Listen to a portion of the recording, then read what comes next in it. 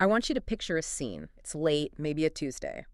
You're sitting at a generic gray desk in a generic gray office. We've all been there. Exactly. And in front of you is this stack of paper about 3 inches thick.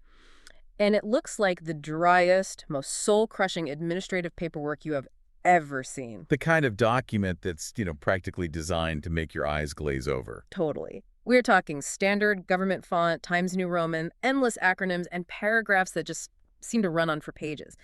But then you flip to the section on pricing. Ah, yes, the important part. You look at the estimated ceiling value for this pile of paper, and suddenly you are very, very wide awake because the number you're looking at is $496 million. Nearly $500 million. Buried in a PDF that looks like it belongs in a filing cabinet from 1995. Right. And once you get past that initial shock and you start actually reading the fine print, you realize you aren't looking at an accounting spreadsheet. Not at all. You're looking at the blueprint for the next generation of global warfare. We are not talking about office supplies here. We're talking about hypersonics, directed energy, kill chains, and literal teams of engineers hired to think like supervillains. It really is a fascinating contradiction, isn't it? And The document itself is purely administrative. It's a contract solicitation. They call it RET. But what's inside that holds the roadmap for how the Department of War plans to maintain technological dominance. so that is our mission today. We are doing a deep dive into this $500 million wish list. We've pulled the request for proposal, the performance work statement, and the security guidelines. A whole stack. We're going to unpack what RETs is, who it's for, and why this boring-looking document is actually, I think, a script for the future of combat. And that's often where the most interesting details are hidden. Right there in the performance work statement.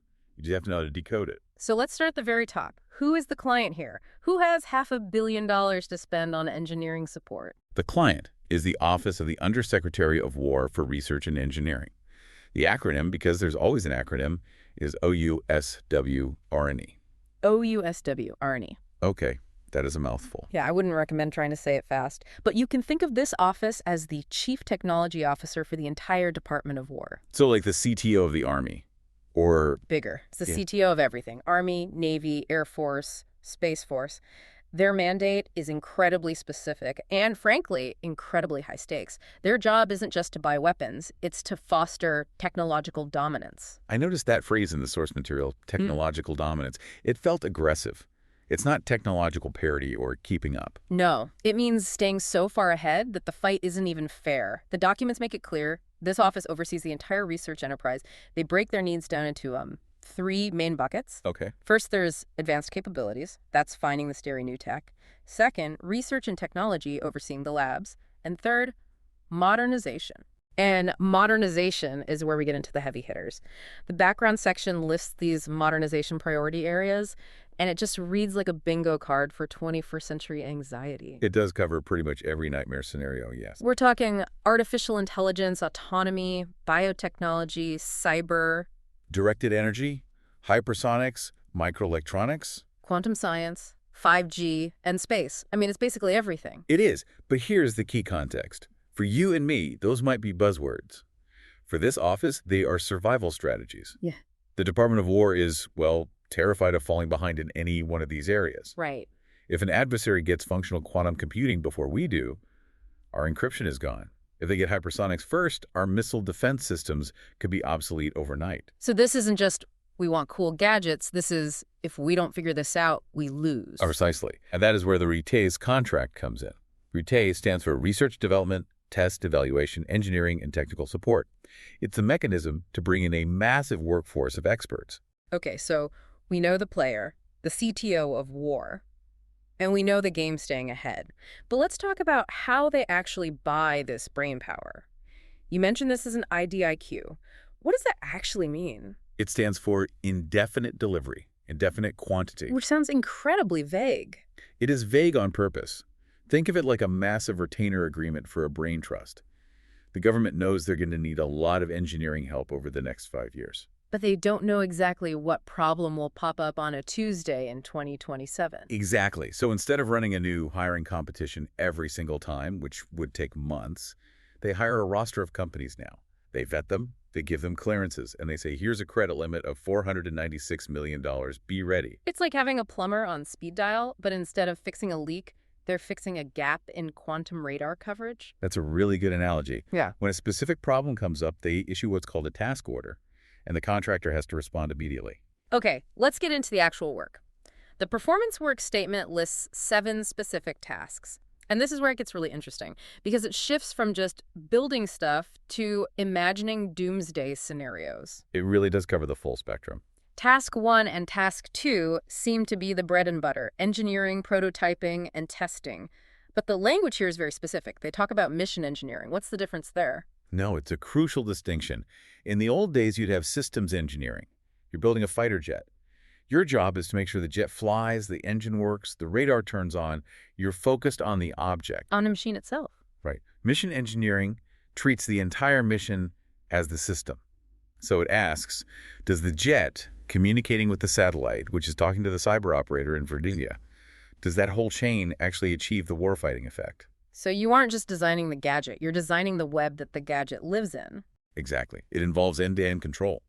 Maybe the jet doesn't need a bigger gun if the cyber operator can shut down the enemy's shields first. Mission engineering figures out those trade-offs. And then you have the prototyping side. It says they need to conduct these events in operationally relevant environments. That is code for get it out of the lab. Don't show us this working in a sterile room with air conditioning. Precisely. They want to see if these concepts work in the mud. They want to see if it works when someone is jamming your GPS or when it's raining sideways. They're looking for the unknown effects. It's the try it and see what breaks phase. Which brings us to Task 3, because apparently breaking real things is expensive. Very. So Task 3 is modeling and simulation. Yeah. This is digital engineering. Now, to me, that sounds like running a computer simulation, like a video game. But the contract treats it as something much more significant. It is. The goal here is the digital twin concept. Instead of physically building a prototype missile for $10 million and firing it into a wall, you build a logical, physics-based representation of it, a digital twin. A virtual version that obeys the laws of physics. Yes, but incredibly high fidelity. You can run thousands of simulations in a day. You can crash that digital missile 1,000,000 times in 1,000,000 different weather conditions before you ever cut a single piece of metal. That seems like it would save a fortune. It saves money, but more importantly, it buys time. And it allows you to test scenarios you could never do in real life.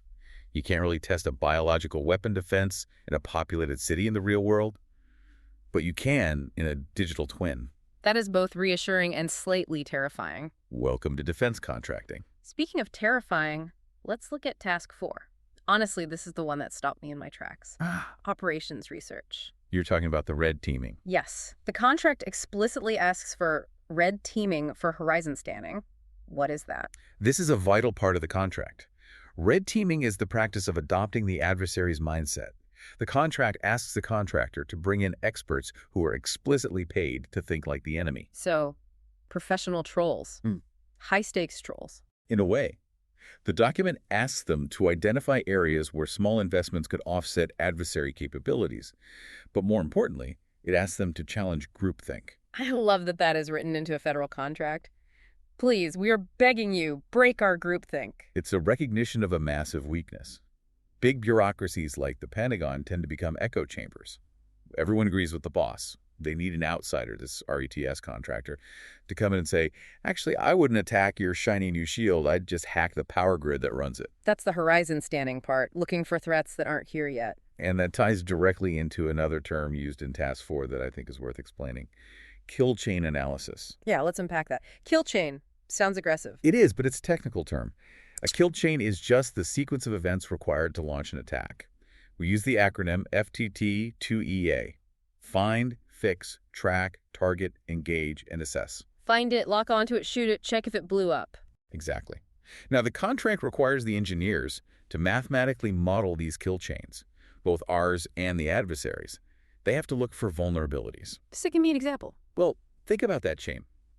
If you can break just one link, say, if you can stop the enemy from tracking you, the whole attack fails.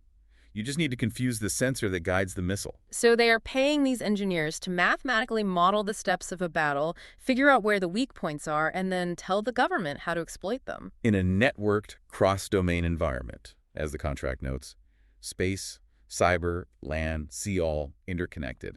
It's incredibly complex 4D chess. It makes my head hurt just thinking about the math.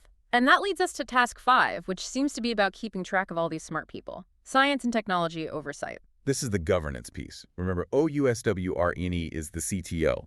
They have to oversee the labs, the workforce, and the FFRDCs and URCs. The alphabet soup returns. Federally funded research and development centers and university-affiliated research centers. Think big brain institutions, places like MIT Lincoln Lab. The RETS contractor has to convene panels of eminent experts to judge the quality of the research coming out of those places. So RET's contractor is essentially grading the homework of the smartest scientists in the country. In a sense, yes, providing independent assessments. Is this quantum research actually viable, or is it just theory?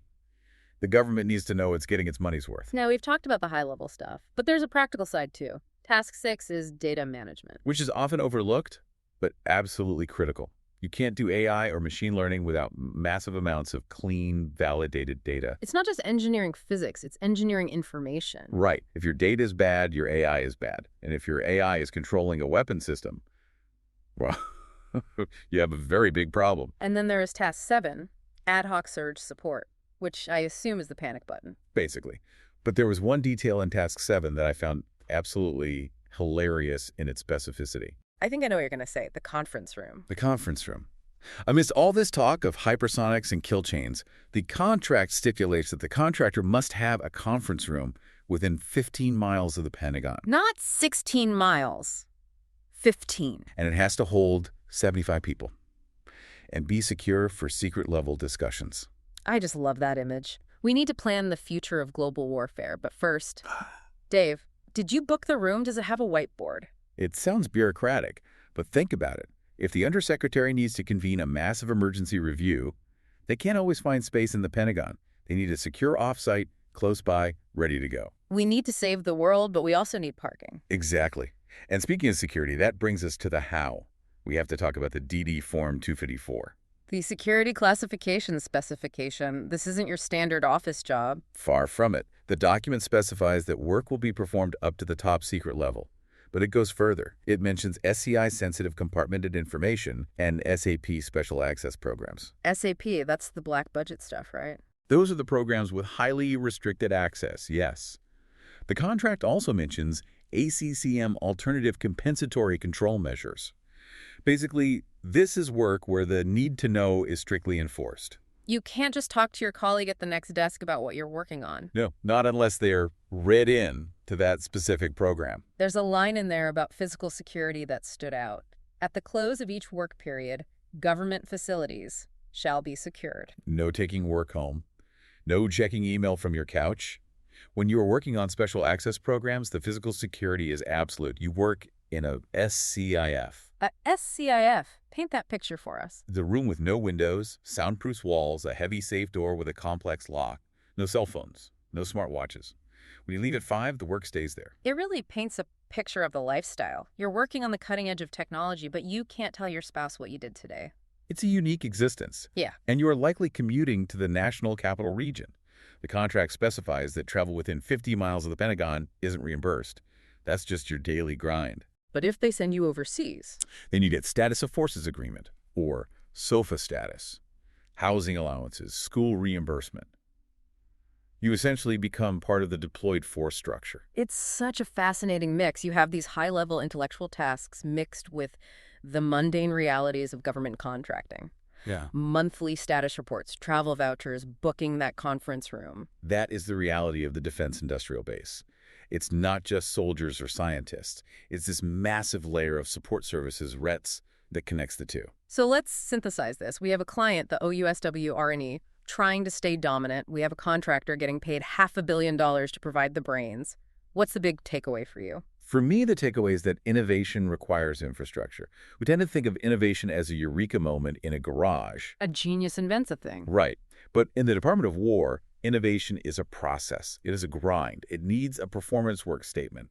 You could have a brilliant idea for a laser weapon, but without RETS, without the mission engineering, the modeling, the red teaming, that brilliant idea is useless. RT is the engine room. It is. It's the administrative and technical engine that takes a concept and grinds it into a reality. And there's a human element here too, right? The document keeps mentioning non-personal services. That's a critical legal distinction.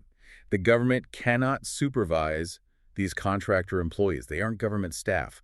The contractor manages them. So the government says, here's the outcome we need. The contractor says, okay, I'll assign Alice and Bob. But the government can't tell Alice and Bob how to format their spreadsheet. Correct. It's a separation of powers. The government sets the destination. The contractor steers the car. It's a fascinating ecosystem, a $500 million ecosystem that exists almost entirely in the shadows. And one that is absolutely essential to the modern way of war. So as we wrap up this deep dive, we've seen the 7 tasks, we've seen the IDIQ structure, the security. And we've seen the why technological dominance in an era of rapid change. It really changes how you look at those boring government solicitations. Before we go, though, there is one thing I'm still thinking about. One provocative thought for you, the listener. What's that? We talked about the red teaming task, the requirement for the contractor to challenge groupthink. Right. Tell us why our plan fails. But remember, this is a contractor. They are being paid by the very people they are supposed to challenge. They have a 5-year contract with a ceiling they want to reach. I see where you're going. In a massive bureaucracy with hundreds of millions of dollars on the line, how effective can a paid contractor truly be at telling their boss, your pet project is a disaster? Can you really buy independent thought on an hourly basis? That is the $500 million question. If you're listening, ask yourself, would you have the guts to tell the person signing your paycheck that their strategy is flawed? It's a tough position to be in. It certainly is. Well, on that note, thanks for joining us on this deep dive into the blueprint of defense engineering. We'll see you next time. See you next time.